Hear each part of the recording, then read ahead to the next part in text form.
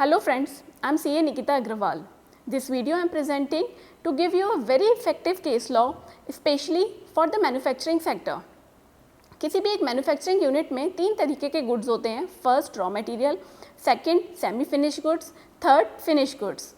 Finish goods तक पहुंचने के लिए एक रॉ मटेरियल को एक प्री डिफाइंड प्रोसेस के थ्रू होके जाना पड़ता है. उस प्रोसेस में कई तरीके के हमारे बाई प्रोडक्ट्स निकलते हैं, जॉइंट प्रोडक्ट्स निकलते हैं और इवन लॉस भी क्रिएट होता है. इस मैन्युफैक्चरिंग लॉस में दो तरीके के होते हैं. पहला नॉर्मल लॉस. नॉर्मल लॉस वो लॉस होता है जो इनहेरिटेंट होता है इन अ मैन्युफैक्चरिंग प्रोसेस और उसको हम ख़त्म नहीं कर सकते. Second is the abnormal loss. Abnormal loss वो लॉस होता है जो हम एक पर्टिकुलर कंट्रोल मेजर्स को अडॉप्ट करके हम उसको मिटिगेट कर सकते हैं और रिड्यूस कर सकते हैं to the zero level. When we are talking about the loss, one of the entry has been given in the list of the goods or services under section 17 subsection 5, which has been termed as the blocked credit. The clause H of section 17 subsection 5 states as input tax credit of the goods lost, stolen, destroyed, disposed of, written off by way of gift or free sample. कहने का मतलब ये हुआ, अगर कोई भी goods हमारे खो गए हैं या चोरी हो गए हैं या फिर बिल्कुल वेस्ट हो गए हैं तो हमें उनका क्रेडिट नहीं मिलेगा. एडिशनली हमें उन गुड्स का भी क्रेडिट नहीं मिलेगा अगर हमने किसी को एज अ गिफ्ट के तौर पे या फ्री सैंपल के तौर पे दे दिए हैं.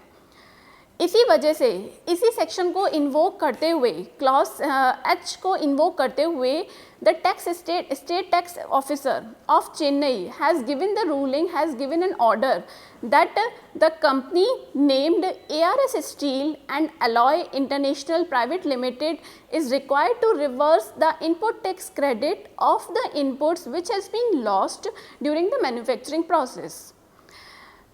इसी बर्डन को देखते हुए the company ARS Steel and Alloy International Private Limited ने मद्रास हाई कोर्ट में पिटीशन फाइल करी.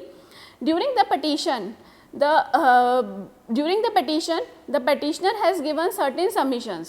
Basically ये जो कंपनी है ARS Steel and Alloy International Private Limited, ये एक मैन्युफैक्चरिंग कंपनी है ऑफ द MS बिलेट्स.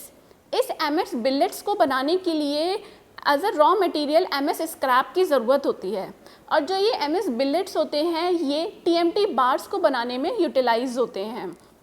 इस प्रोसेस के दौरान MS बिलेट्स को बनाने में या फिर कह लो आगे की जो गुड्स है वो TMT बार्स को बनाने में एक पर्टिकुलर मैन्युफैक्चरिंग प्रोसेस है.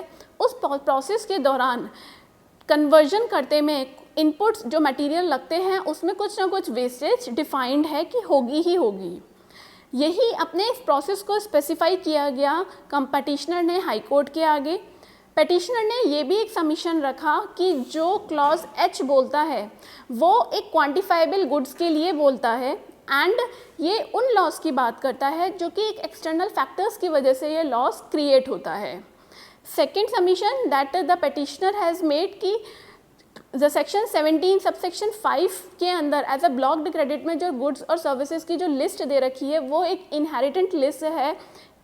उसका जो रेफरेंस लिया है वो section 19 of Tamil Nadu VAT act से लिया है जहाँ पे कि कंप्लीट लिस्ट स्पेसिफाइड है उन गुड्स और सर्विसेज की जिनका हमें क्रेडिट लेना है और जिनका हमें नहीं लेना है.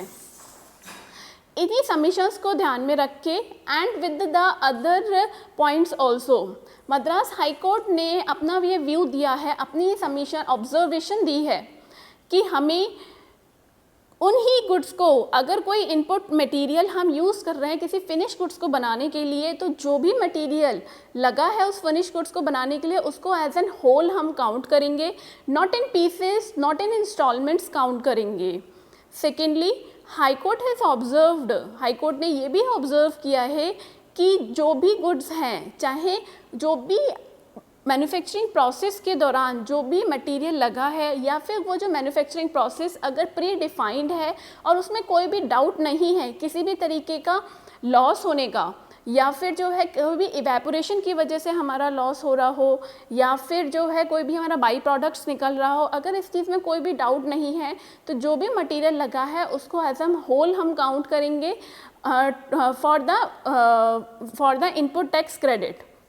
Therefore to conclude, the Honorable Madras High Court has held that the input tax credit on the input material lost while processing for the finished goods should be allowed and it should not be reversed.